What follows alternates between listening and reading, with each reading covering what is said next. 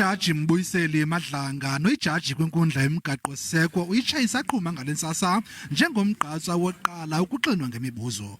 Uthethe phandle ke esithi ukuba uyachongwa kwesi sikhundla sokuba yiJaji eyongameleyo kwiNkundla yomgaqo-siseko uza kukhonondela umakulinganwe kwakunye nokuhlonitshwa kwabasetyhini namalungelo abo ezinkundleni. The end point we should all strive for is to dismantle the patriarchal, sexist and misogynistic elements underlying our judgments.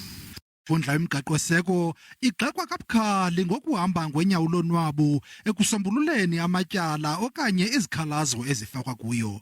Ebuzwa ngonobangela woku, uJaji Madlanga uthi zininzi kakhulu izimangalo ezifakwa kule nkundla, nto leyo ebangela kuthathe ixesha elide ukuzisombulula.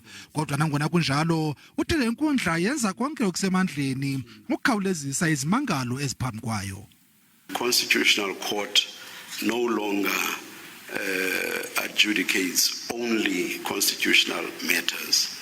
As you know, Chair, it now adjudicates even matters involving arguable points of law of general public importance. It was to be expected that there would be a sudden deluge of applications. Ujaji Madlanga uphawule nangomba wokushokoxeka kwejaji ezimhlophe kule nkundla yomgaqo-siseko. Looking at the composition of the Constitutional Court, there's no white judge, be it male or female, and the last appointment of a white judge to the Constitutional Court was in 2009. So for 12 years, no white person has been appointed to the Constitutional Court. The Constitution is not categorical in the sense that you just must have that kind of composition, but it is giving an indication that there must be an attempt at attaining that. I think it would send a positive image to try as much as possible to go in that sort of direction. Uthi ukuba uyachongwa kwesi sikhundla uza kuqinisekisa ukuba iinkundla zisondela eluntwini ngakumbi kwabo bazimpula zikalujaca. Le nkqubo yodliwano-ndlebe ibisaqhuba yaye imini yonke namhlanje uza kuphekwa esophulwa uJaji Madlanga.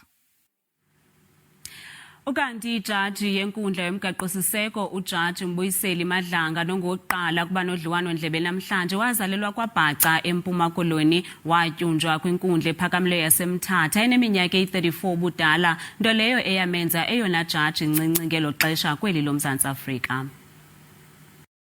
Phakathi kwemisebenzi ebikhe yabanjwa nguJaji Mbuyiseli Madlanga kukutyunjwa kwakhe njengejaji ebambeleyo kwinkundla ye-appellate phambi kokuqeshwa isigxina kwinkundla ephakamileyo yezibheno.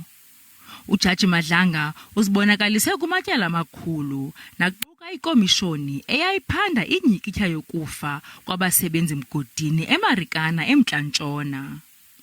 Emva kokuba ngomnye wabantu nababebambe udliwano-ndlebe kunye noJaji Mogoeng obambe isikhundla sokuba yiJaji eyintloko, namhlanje unodliwano-ndlebe njengomnye wabagqatswa abafuna ukungena kwesi sikhundla.